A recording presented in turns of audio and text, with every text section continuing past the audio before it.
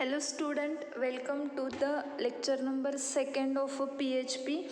In last lecture we already discussed about what is meant by server side scripting language, how to use server side scripting language, what is meant by PHP, then features of PHP, and one simple program related to PHP, means how to write program using PHP. So in today's session we are going to discuss about how to execute PHP program and variables used in PHP.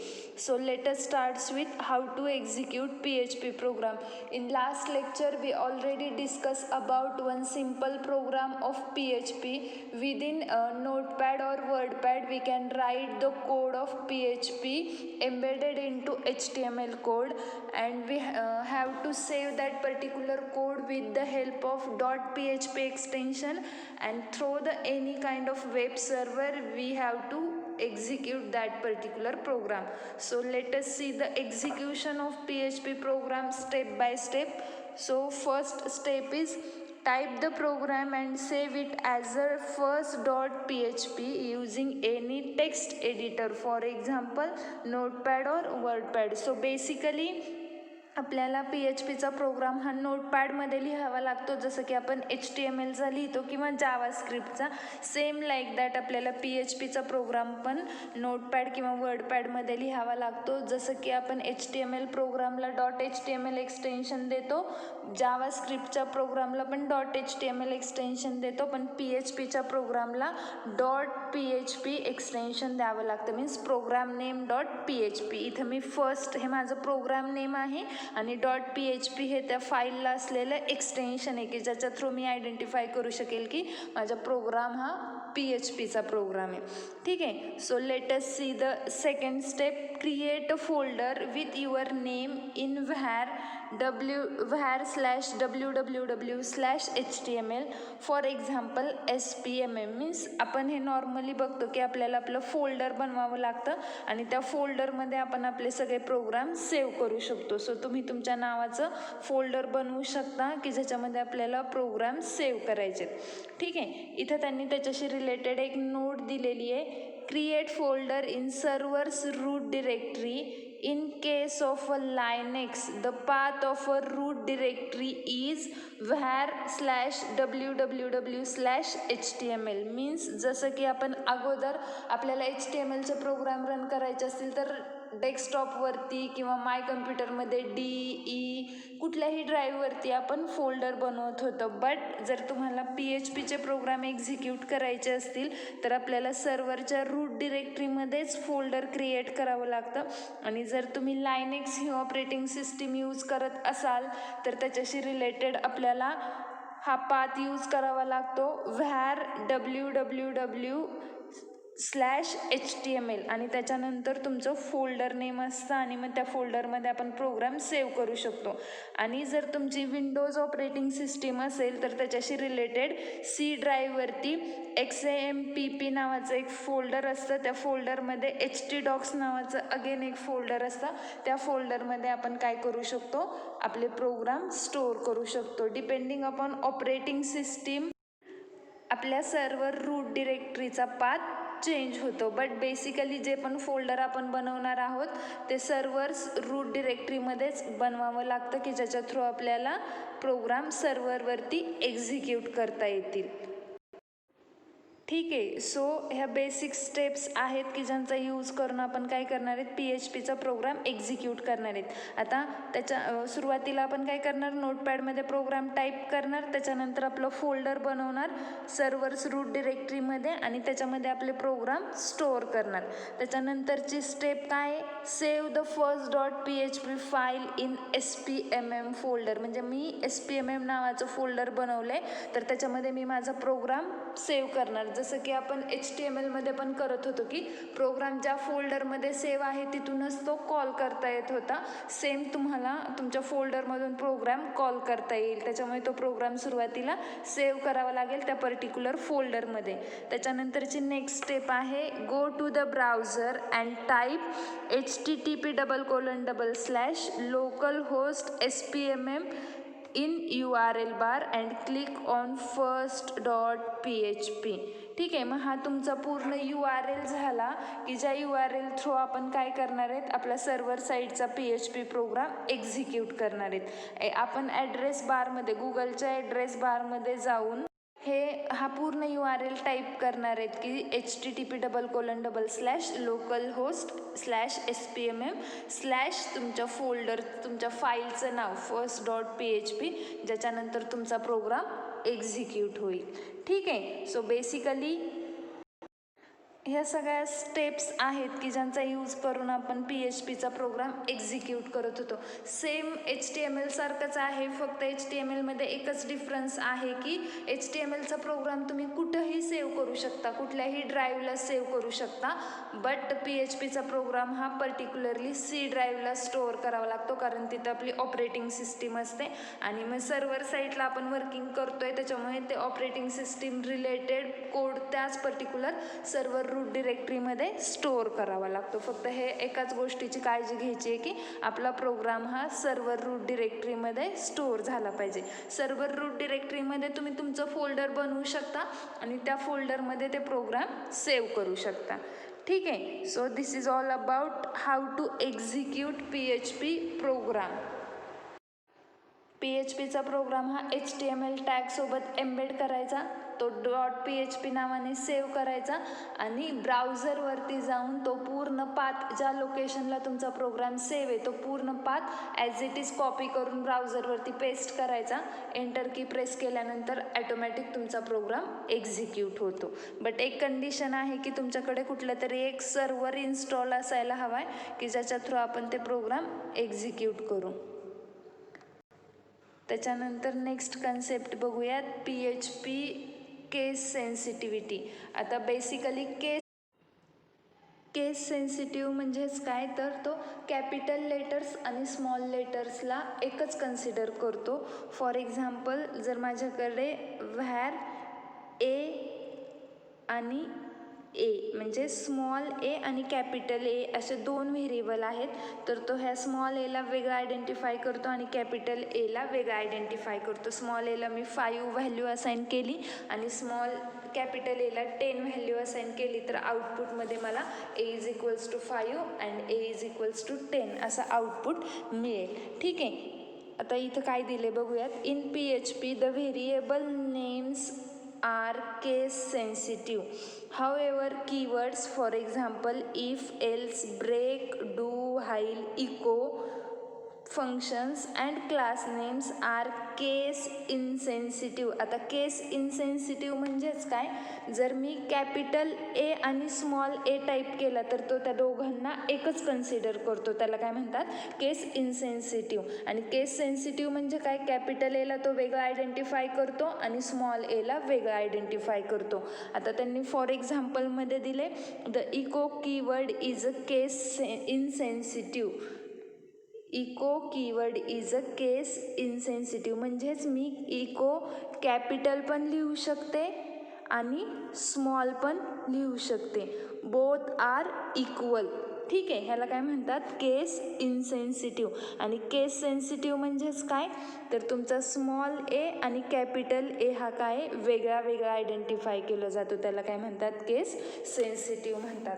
आणि त्याच्यानंतर त्यांनी again काय सांगितलं आहे, जे सगळे keywords आहेत तुम्हाला प्रोग्रामिंग लँग्वेजेसने प्रोव्हाइड केलेले, ज्याच्यामध्ये if, else, break, for, while आणि इको असे हे सगळे कीवर्ड्स आहेत. ते सगळे कीवर्ड्स फंक्शनला जे आपण नेम देतो ते नेम आणि class names are case insensitive. म्हणजे इफ हा तुम्ही कॅपिटल इफ जरी लिहिला आणि स्मॉल इफ जरी लिहिला तरी तो एकच कन्सिडर केला जातो. Same like that else, break, for, while, capital आणि स्मॉल हा एकच असतो, त्यालाच केस इनसेन्सिटिव्ह म्हणतात. आणि केस सेन्सिटिव्ह म्हणजे कॅपिटल आणि स्मॉल लेटर हे वेगळे वेगळे आयडेंटिफाय केले जातात. सो PHPमध्ये तुमचे सगळे कीवर्ड्स, फंक्शन्स आणि क्लास नेम हे काय आहेत, केस इनसेन्सिटिव्ह आहेत. आणि व्हेरिएबल नेम्स आहेत ते केस सेन्सिटिव्ह आहेत. म्हणजे व्हेरिएबलला तुम्ही कॅपिटल ए पण नाव देऊ शकता आणि स्मॉल ए पण नाव देऊ शकता. Both are acceptable. ठीक आहे. So this is related to case sensitive and case insensitive. Here they give one example related to case sensitivity. Starting of PHP code is opening of bracket and question mark PHP word, and here they print 3 statement. In first statement they write a capital echo, second statement they write a capital echo, small echo, and third they again write a capital echo. So आता ह्याच्यामध्ये जो matter display केला जातो hello world, हा जो word जसा आपण type करू तसाच आउटपुटमध्ये डिस्प्ले होतो. जर मी इथला एच स्मॉल काढला असता तर तो ॲज इट इज इथं एच स्मॉल आला असता. ठीक आहे. फक्त केस सेन्सिटिव्हिटी कुठं अप्लाय होती आहे? कीवर्ड्सला, इकोला. आता इथे बघा कॅपिटल इको आहे, स्मॉल इको. अगेन इथं लिहिताना फर्स्ट लेटर कॅपिटल आहे, सेकंड स्मॉल आहे, परत कॅपिटल कॅपिटल. सो अशा पद्धतीनं आपण PHPमध्ये जे फंक्शन्स कीवर्ड्स असतील ते काय लिहू शकतो? केस इनसेन्सिटिव्ह टाईपने लिहू शकतो. बट जेवढे पण व्हेरिएबल्स आहेत तेवढे व्हेरिएबल्स आपल्याला केस सेन्सिटिव्हिटीला सपोर्ट करतात. ठीक आहे. आता इथं त्यांनी एक नवीन BR टॅग वापरला आहे जो की अगेन HTMLचा टॅग आहे. तो PHPमध्ये इम्पोर्ट केलेला आहे. तो पण आपण डबल कोटमध्ये ॲड करावा लागतो. कुठंही लिहिता येतो तो. तुम्ही स्टार्टिंगला लिहू शकता किंवा एंडिंगला लिहू शकता. BR हा एम्प्टी टॅग आहे. आपण पाहिलेले हे. तो कशासाठी वापरतात? टू ब्रेक अ लाईन, की ज्याच्यामुळे ह्या 3 व्हॅल्यूज नवीन लाईनला डिस्प्ले झालेल्या आहेत. Hello world, hello world, hello world. Basically echo कशासाठी वापरतात PHPमध्ये? To print the output on document we use echo keyword, and in case sensitivity echo is case insensitive keyword which is used in PHP program. ठीक आहे. इथं आपण BR वापरलं आहे की ज्याच्या थ्रू नवीन लाईनला प्रत्येक वेळेस हॅलो वर्ल्ड प्रिंट होईल. आता इथे एक गोष्ट लक्षात ठेवा की हॅलो वर्ल्ड जसा आहे तो तसंच टाईप होतो आहे. जर मी असं लिहिलं असतं हॅलो तर तो असा प्रिंट झाला असता. जर मी असं लिहिलं असतं हॅलो तर तो प्रिंट झाला असता. म्हणजे तुमची केस सेन्सिटिव्हिटी ही कशाला ॲप्लाय होती आहे? कीवर्ड्स आणि व्हेरिएबल नेम्सला. जो तुम्ही मॅटर डिस्प्ले करणार आहे वेब पेजवरती त्याचा आणि केस सेन्सिटिव्हिटीचा काहीही संबंध नसतो. जसं तुम्ही वर्ड लिहाल तसे ते प्रिंट होतात. ठीक आहे. इथं त्यांनी एक नोट दिली आहे related to case sensitivity in PHP. In above example HTML tag BR is enclosed in echo output string. ठीक आहे. सो म्हणजे BR हा टॅग आहे HTMLचा आणि तो आपण काय केलेला आहे? ॲड केलेला आहे किंवा एम्बेड केलेला आहे within PHP code. So basically आपण PHPमध्ये HTMLचा कोड ॲड करू शकतो किंवा HTMLमध्ये पण PHPचा कोड ॲड करू शकतो. ठीक आहे. So this is all about the case sensitivity, की ज्याच्यामध्ये कॅपिटल लेटर्स आणि स्मॉल लेटर्स वेगळे आयडेंटिफाय केले जातात. आणि केस इनसेन्सिटिव्हिटी म्हणजे कॅपिटल्स आणि स्मॉलला एकच कन्सिडर केलं जातं. ठीक आहे. आत्तापर्यंत आपण 2 गोष्टी पाहिल्या related to PHP. One is how to execute PHP program and second one is PHP case sensitivity. ठीक आहे. So let us start with new concept which is PHP variables. So basically आपण जावास्क्रिप्टमध्ये पाहिलं होतं how to declare variable or naming rules to write a variable. Same आपल्याला PHPमध्ये पण variable declare कसे करायचे आहेत ते आपण बघूयात किंवा यूज कसे करायचे आहेत त्याच्याशी रिलेटेड वेगळे रूल्स काय आहेत ते पण पाहूयात. So variable is a symbol or a name that stands for a value. Variables are used for storing values such as numeric values, characters, character string, or memory addresses so that they can be used in any part of the program. So the variable means the name given to that particular variable. We use a variable to store values such as a number value, character string and memory address. म्हणजेच variable हे कशासाठी वापरतात? आपण जे पण words प्रोग्राममध्ये use करणार आहेत ते सगळ्या वर्ड्सला एक स्पेसिफिक नेम दिलं जातं आणि त्याच नेम थ्रू आपण न्यूमरिक किंवा स्ट्रिंग किंवा any kind of value accept करतो आणि त्याच पर्टिक्युलर व्हॅल्यूवरती आपण प्रोसेसिंग करतो. ठीक आहे. सो व्हेरिएबलला आपण एक पर्टिक्युलर नाव देतो की ज्याच्या थ्रू आपण त्या व्हेरिएबलवरती व्हेरियस ऑपरेशन्स परफॉर्म करतो. जसं की जावा स्क्रिप्टमध्ये एक कीवर्ड होता व्हॅर, ज्याचा यूज करून आपण व्हेरिएबल डिक्लेअर करत होतो. अगेन PHPमध्ये वेगळा कीवर्ड आहे की ज्याचा यूज करून आपण व्हेरिएबल डिक्लेअर करतो. त्याच्याशी रिलेटेड नेमिंगचे रूल्स आहेत, म्हणजे व्हेरिएबलला नाव देण्याचे वेगळ्या पद्धती आहेत, त्या पण आपण बघूया. So let us starts with rules for declaring PHP variables.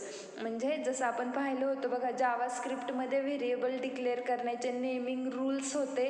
Same naming rules available आहेत PHPमध्ये for declaring the variable. So let us start with first rule. A variable start with $sign followed by the name of a variable. So जसं की आपण Java स्क्रिप्टमध्ये बघत होतो, var is the keyword used to declare a variable, but in PHP we use a $symbol to declare a variable. ठीक आहे, followed by name of that variable. For example $A, इथं त्यांनी ए नावाचं variable declare केलेले along with $symbol. ह्याला काय म्हणतात, variable declaration. म्हणजे 2 स्टेप्स असतात व्हेरिएबल रिलेटेड. एकामध्ये आपल्याला व्हेरिएबल डिक्लेअर करावं लागतं आणि दुसऱ्यामध्ये त्या व्हेरिएबलला व्हॅल्यू असाइन करावी लागते. ठीक आहे. किंवा एकाच लाईनला आपण व्हेरिएबल डिक्लेअर पण करू शकतो आणि व्हॅल्यू असाइन पण करू शकतो. ठीक आहे. किंवा आपण एका लाईनला व्हेरिएबल डिक्लेअर करू शकतो आणि दुसऱ्या लाईनला त्याला व्हॅल्यू असाइन करू शकतो. आता इथे एक्झाम्पलमध्ये बघा, पहिल्या लाईनला व्हेरिएबल डिक्लेअर केले आणि सेकंड लाईनला त्या व्हेरिएबलला व्हॅल्यू असाइन केली आहे with $symbol. To declare a variable in PHP we use a $symbol. ही गोष्ट लक्षात ठेवा. त्याच्यानंतर सेकंड रूल त्यांनी सांगितला आहे, a variable name must start with a letter or the underscore character. Means जर तुम्हाला व्हेरिएबलचं नेम राईट करायचं असेल तर त्याला स्टार्ट करताना लेटर वापरावं लागेल किंवा underscore. Letter means A to Z मधलं कुठलंही कॅरेक्टर आपण वापरू शकतो आणि अंडरस्कोर म्हणजेच काय, $ABC. ठीक आहे. अशा पद्धतीने आपण व्हेरिएबलला नेम देऊ शकतो इन PHP. त्याच्यानंतर थर्ड रूल आहे, a variable name cannot start with a number. म्हणजेच व्हेरिएबलला आपण 1ABC असं नाव देऊ शकत नाही किंवा 1 2 3 असं नाव देऊ शकत नाही. तिथं तुम्हाला कंपल्सरी काय यूज करायचं आहे, लेटर किंवा अल्फाबेट. सुरुवातीला अल्फाबेट्स ॲड करून नंतर नंबर आपण देऊ शकतो. म्हणजेच असं ABC पुढं 1 असं देऊ शकतो किंवा असं पण देता येईल, A2 3D असं पण व्हेरिएबलला तुम्ही नाव देऊ शकता. सुरुवातीला काय यूज करणार, $symbol to give the name for a variable. ठीक आहे. सो आत्तापर्यंत आपण व्हेरिएबल डिक्लेरेशनचे 3 रूल पाहिले विदिन PHP. की फर्स्ट वन होता, a variable always start with $sign followed by name of that variable. त्याच्यानंतर सेकंड वन होता, variable name must start with letter means A to Z और underscore character. त्याच्यानंतर third one होता, variable name cannot start with number means we can't start variable name from number. Next rule बघूयात, a variable name can only content alpha numeric characters and underscores. ठीक आहे. So म्हणजे variable name कशाने सुरू करायचे, alpha numeric म्हणजेच काय, A to Z, त्याच्यानंतर capital A to Z, small A to Z. आणि त्याच्यामध्ये आपण काय वापरू शकतो, अंडरस्कोर. म्हणजे व्हेरिएबल नेममध्ये आपण काय काय वापरू शकतो, तर त्याच्यामध्ये अल्फा न्यूमेरिक वापरू शकतो, कॅरेक्टर्स वापरू शकतो आणि underscore. A to Z capital वापरू शकतो, A to Z स्मॉल वापरू शकतो, 0 to 9 नंबर यूज करू शकतो आणि अंडरस्कोर कॅरेक्टर वापरू शकतो. आपण लास्ट रूलमध्ये म्हटलं होतं की we cannot start variable name with number, but we use variable name in between, we use number in between of a variable name. means जसं की मी म्हटलं होतं $A123 आपण असं डिफाईन करू शकतो. हे व्हॅलिड आहे, बट आपण असं नाही लिहू शकत $123A, हे इनव्हॅलिड आहे. ठीक आहे. सो जेव्हा पण आपण व्हेरिएबलला नेम देऊ त्याच्यामध्ये तुम्ही काय काय वापरू शकता, अल्फाबेट्स, अंडरस्कोर आणि 0 to 9. बट 0 to 9 वापरताना एक गोष्ट लक्षात ठेवायची की it must be used between variable name. We cannot start variable name from number. We only start variable name from characters और लेटर्स और अंडरस्कोर. ठीक आहे. त्याच्यानंतरचा नेक्स्ट रूल आहे 5th one, variable names are case sensitive. जसं की मगाशीच आपण पाहिलं होतं की PHP केस सेन्सिटिव्ह, त्याच्याशी रिलेटेड आपण कन्सेप्ट पाहिले होते की कॅपिटल लेटर आणि स्मॉल लेटरला तो डिफरंट आयडेंटिफाय करतो विदिन PHP. त्यालाच आपण काय म्हणतो, केस सेन्सिटिव्हिटी. इथं त्यांनी 2 व्हेरिएबल डिक्लेअर केलेले आहेत. फर्स्ट वन आहे एज, सेकंड वन आहे एज. बट फर्स्ट एज हा स्मॉल लेटरमध्ये आहे आणि सेकंड एज हा कॅपिटल लेटरमध्ये आहे. So both are 2 different variables. जर मी असं डिफाईन केलं असतं $A आणि खाली परत एकदा $A, तर हे काय रॉंग आहे, because it is a case insensitive variable declaration. आपण पाहिलं होतं की केस सेन्सिटिव्हिटी म्हणजे काय, तर कॅपिटल आणि स्मॉल लेटरला तो डिफरंट आयडेंटिफाय करतो. आणि केस इनसेन्सिटिव्हिटी म्हणजे काय, कॅपिटल आणि स्मॉल लेटरला तो एकच आयडेंटिफाय करतो. जे पण कीवर्ड्स, फंक्शन्स आणि क्लास नेम्स आहेत PHPमध्ये ते सगळे केस इनसेन्सिटिव्ह आहेत. आणि जे पण व्हेरिएबल नेम्स आपण वापरणार आहोत PHPमध्ये ते काय असणार आहेत, केस सेन्सिटिव्ह असणार आहेत. ठीक आहे. सो आपण आत्तापर्यंत व्हेरिएबल डिक्लेरेशन रिलेटेड 5 रूल पाहिले. ठीक आहे, की ज्याच्यामध्ये फर्स्ट वन होता variable name always start with dollar symbol followed by name of that variable. Second one होता variable name should start with letters means A to Z, capital or small letters and underscore. Third one होता variable name cannot start with number, म्हणजेच आपण व्हेरिएबलची सुरुवात नंबरने करू शकत नाही. $123 आपण असं लिहू शकत नाही, बट $A123 असं आपण देऊ शकतो. फोर्थ रूल होता a variable name can only content alpha numeric character and underscore and number. So variable नेममध्ये आपण काय काय वापरू शकतो, A to Z लेटर्स वापरू शकतो, 0 to 9 नंबर वापरू शकतो आणि अंडरस्कोर वापरू शकतो. 0 to 9 नंबर हे इन बिटवीन वापरावे लागतात. ते ॲट द स्टार्टिंग पोझिशनला आपण वापरू शकत नाही किंवा एंड पोझिशनला पण आपण वापरू शकतो व्हेरिएबल नेम. आणि लास्ट रूल होता variable name R case sensitive, की ज्याच्यामध्ये कॅपिटल लेटर आणि स्मॉल लेटर्स डिफरंट पकडले जातात किंवा ते 2 वेगळे वेगळे व्हेरिएबल कन्सिडर केले जातात. ठीक आहे. सो आजच्या सेशनमध्ये आपण रिलेटेड टू PHP 3 कन्सेप्ट पाहिल्या, की ज्याच्यामध्ये फर्स्ट वन होती how to execute PHP program, second one होती PHP case sensitivity and third one होती PHP variables and various rules for PHP variable declaration. ठीक आहे. ह्याच्याशी रिलेटेड ज्या पण नोट्स दिलेल्या आहेत त्या सगळ्या नोट्स नोटबुकमध्ये लिहून काढा. कोणाला काही डाऊट असेल तर ग्रुपवरती क्वेश्चन रेज करा. ठीक आहे. थांबूयात. थँक्यू.